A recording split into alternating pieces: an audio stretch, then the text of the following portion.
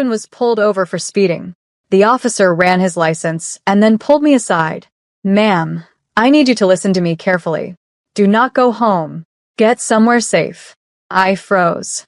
My voice cracked. Why? He hesitated, eyes darting, jaw tight. "I can't explain now. It's horrifying." Then he slipped me a folded note. I opened it with trembling hands. And that was the moment I found out the shocking truth. "My name is Clara Jennings. And if you think you know how this ends, stay tuned. Because what do you do when the man you share a home with is not the man you thought he was?" The paper quivered in my grip. Just 5 words, scrawled in hurried ink. "You're not safe here." The world tilted. My breath caught. The roar of passing traffic faded into a tunnel of silence. I glanced back at the squad car. My husband sat behind the wheel, his hands gripping the steering wheel too tightly, his eyes locked on the rearview mirror. He didn't know about the note. He didn't know I had seen it. I folded the paper fast, slid it into my coat pocket, and forced my expression still. "Everything okay?" he called, his tone casual, but I heard the edge beneath it. The officer gave me a look, one that begged me to play along. "Yes, ma'am's fine," he said, tapping the car lightly. "Drive safe." We pulled back onto the highway. My husband's fingers drummed against the steering wheel, too steady, too controlled. I pressed my hands against my knees to stop them from shaking. What did the officer know? Why would he risk warning me? What truth could be so horrifying that he told me not to go home? I stared out the window, my reflection pale against the glass. And for the first time in our marriage, I felt like I was sitting beside a stranger. The note burned in my pocket, and I knew, whatever waited behind our front door, I couldn't walk into it blindly. Not anymore. The ride home felt endless. The hum of the tires, the rhythm of the blinker, his forced calm, every second stretched like glass about to shatter. He glanced at me twice, as if measuring something. "What did the cops say to you?" My throat tightened. "Nothing. Just told us to slow down." His eyes lingered on me a moment too long before he nodded and turned back to the road. When we pulled into the driveway, the house looked the same as always. Pale shutters, trimmed hedges, porch light glowing softly. But now it felt different, like the walls themselves carried secrets I hadn't noticed before.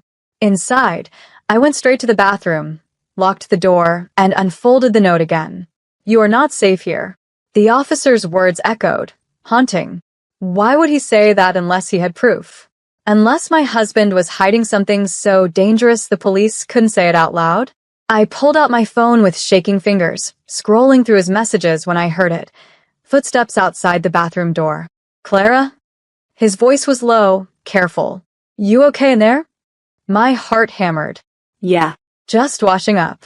The pause stretched. Then his footsteps receded down the hall. I stared at my phone. No messages that seemed unusual, at least not on the surface. But then I noticed something. A second messaging app I'd never seen before, hidden in a folder marked work. The app required a code. I didn't have it. But suddenly I understood the officer's warning. Something lived in that phone. In that secret space. Something the police had seen when they ran his license. I slipped the note back into my pocket and splashed water on my face, rehearsing calm in the mirror. Because whatever the truth was, it was already circling me. And if I wanted answers, I had to play the part of the unsuspecting wife, until I found out exactly what kind of man I was married to. The mask had to stay on. For now. That night, I couldn't sleep. I lay beside him, listening to the steady rhythm of his breathing, wondering how a stranger could feel so familiar, and how the familiar could suddenly feel like a stranger. Every creak of the house made my heart race. The note pulsed in my mind. "You are not safe here." At 2 a.m., when his breathing deepened into sleep, I slid quietly from the bed. My hands shook as I slipped his phone off the nightstand. The hidden messaging app glowed back at me, locked behind a passcode. I guessed his birthday. Wrong. Our anniversary. Wrong again. Then I tried my birthday. It opened. The screen filled with conversations and usernames I didn't recognize. My chest tightened as I scrolled. Photos of cash stacks, coded phrases about drops and deliveries, names paired with dollar amounts. My husband wasn't chatting with coworkers. He was in the middle of something criminal, something organized. One message chilled me to the bone. Keep the wife quiet. She doesn't know yet. Don't slip. I nearly dropped the phone. I crept back to bed, heart pounding, and lay still until morning. By sunrise, I knew two things with absolute certainty. The officer was right, I couldn't go home again, not really. My husband was not just lying. He was dangerous. At breakfast, he poured coffee like nothing was wrong. You okay? You seem tense. I forced a smile. Didn't sleep well. His eyes narrowed, searching me. I gripped my mug, praying he couldn't hear the tremor in my breath. Because I wasn't ready to confront him yet. Not without a plan. Not without safety. But the truth was no longer hidden. I was living in a house with a man whose secrets could kill me. And now I had to decide, disappear quietly or play along until I found the right moment to break free. I spent the next day moving through the house like an actress on stage, every smile rehearsed, every word chosen carefully. He sat in his office with the door half closed, voice low on calls I couldn't quite make out. I kept replaying the officer's face in my mind, the urgency, the warning. He had seen something. Something that explained the files, the messages, the cash. By afternoon, I knew I couldn't survive like this much longer. I needed an exit plan. While he showered, I slipped into his office. Papers cluttered the desk, but one manila envelope caught my eye. Inside were receipts, expensive hotels, dinners, all paid in cash. But the names on the bookings weren't his. They weren't mine either. I snapped photos quickly, slipping the papers back before he could notice. My phone buzzed in my hand, a new email arriving from an unknown address. We can help you. Meet us. Tonight. 8 p.m. corner of 7th and Main. Come alone. My blood ran cold. How did they get my email? Who were we? The door creaked behind me. I shoved the phone into my pocket just as he stepped in, towel around his shoulders. His eyes scanned the room. Then me. What are you doing in here? His voice was casual, but the weight in it pressed hard. Looking for a pen. I lied, holding one up quickly. He studied me, silence stretching until my stomach twisted. Then he smirked, always snooping. He kissed my forehead and walked out. But I couldn't breathe. Because whether the email was a trap or a lifeline, I knew one thing. Someone else was watching. Someone else knew what I had stumbled into. And if I wanted the truth or survival, I would have to take the risk. Tonight, at 7th and Main, I would find out exactly how deep my husband's secrets went. And maybe how far they had already spread. The corner of 7th and Main looked ordinary enough. A flickering streetlight, the hum of a diner's neon sign, the faint buzz of traffic in the distance. But my pulse hammered like I was walking into a battlefield. I parked 2 blocks away, slipped the note into my pocket and walked fast, trying to look casual. Every shadow felt sharper, every sound magnified. At exactly 8 p.m., a black SUV pulled up to the curb. The window rolled down just enough for me to see the same officer who had slipped me the warning. Get in, he said quietly. We don't have much time. My instincts screamed to run, but something in his eyes, steady, urgent, human, pulled me toward the door. I slid in. He drove in silence for several blocks before speaking. Your husband isn't who you think he is. When we ran his license, his file lit up alerts from 3 federal databases. Organized crime. Fraud. Distribution. My stomach turned cold. No. There has to be a mistake. The officer shook his head.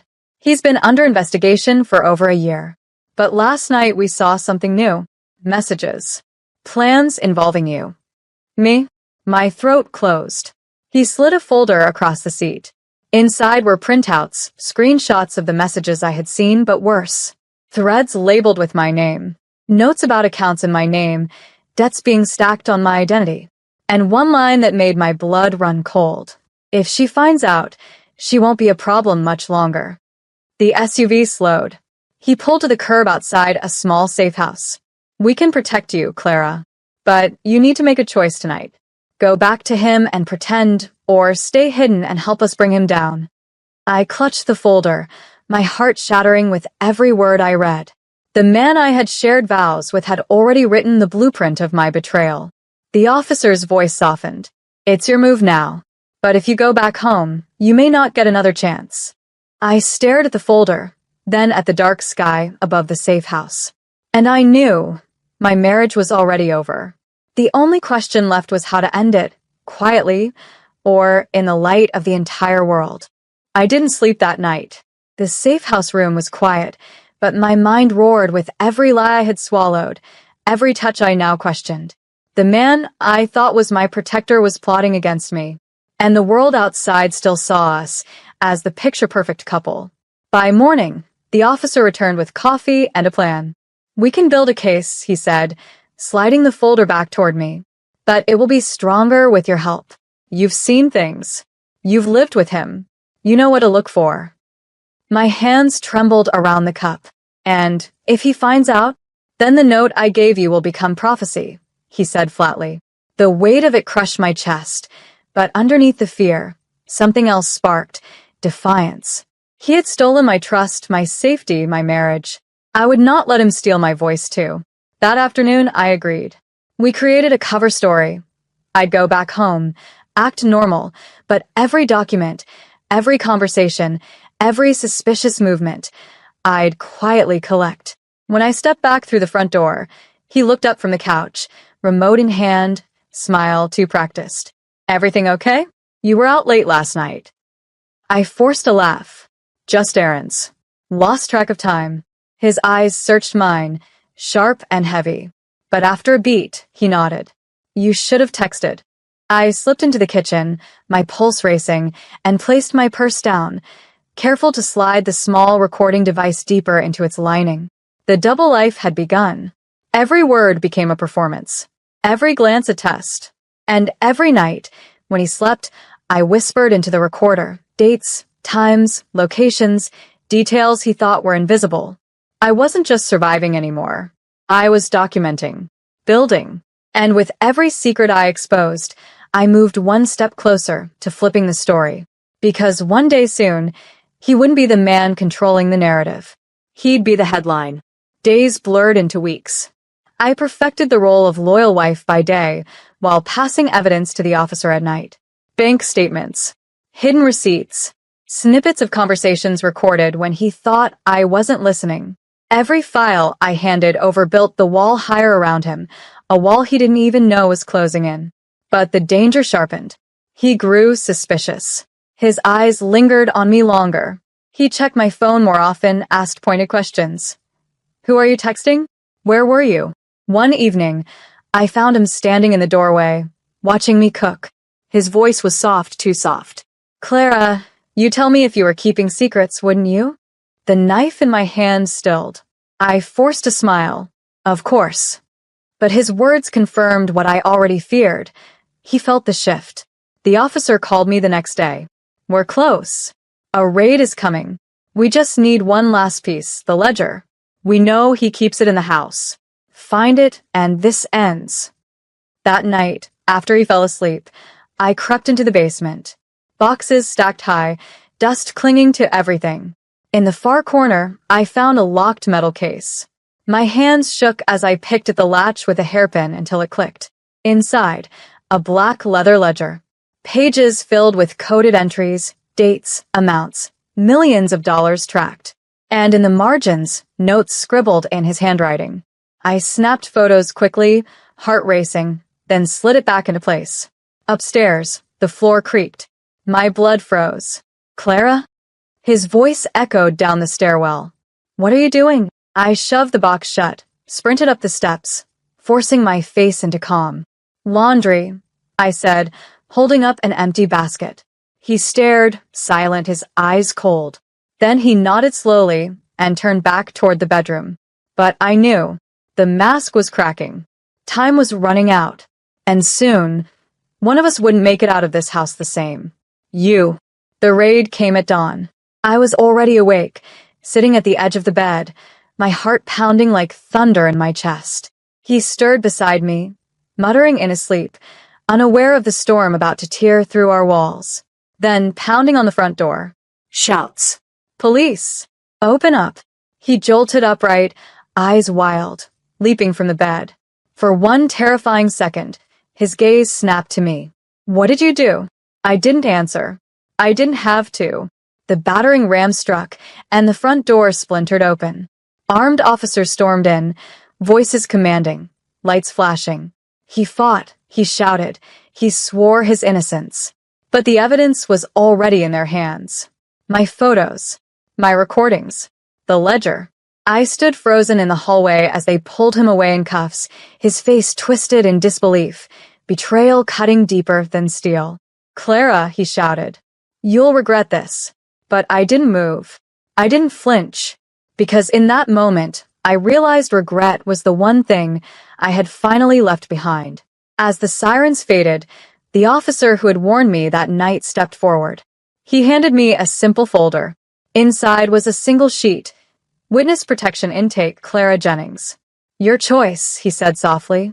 I looked down at the paper, then back at the house where I had lived blind, where lies had been served at the dinner table as casually as bread. I signed my name, because my story wasn't about being his wife anymore. It was about being free. The newspapers called it the Jennings case, a wife's silence breaks a crime syndicate. But I didn't care about the headlines. I cared about breathing again, about walking into the sunlight without wondering who stood beside me, about building a life where safe wasn't just a warning scribbled on a folded note. It was real. The man I thought I loved was gone, but the woman who had found her strength was just beginning.